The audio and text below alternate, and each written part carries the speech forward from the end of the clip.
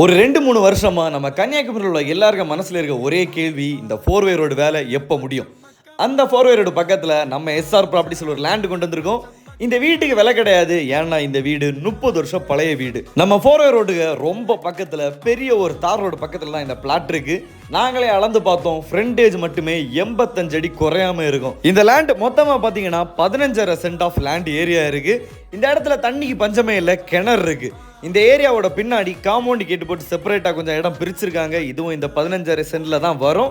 இதை நீங்கள் கார்டனாகவே யூஸ் பண்ணிக்கலாம். இந்த லேண்டை வாங்கினா ஃப்ரண்டில் ஒரு வீடு, பேக்கில் ஒரு வீடு போடலாம். அங்கே ஒரு வழி தெரியுமா, அந்த இடத்துலையும் ஒரு வழிப்பாதை இருக்குது. ஸோ இந்த லேண்டை வாங்கி நீங்கள் ரெண்டாக பிரித்தும் பெஸ்ட்டாக சேல் பண்ணலாம். இந்த ஏரியாவை சுற்றி எல்லா சைடுமே தென்னை மரங்கள் தான் இருக்குது. மண்ணோட வளம் அங்கே நிற்கிற மரத்தை பார்த்தாலே நமக்கு தெரியும்.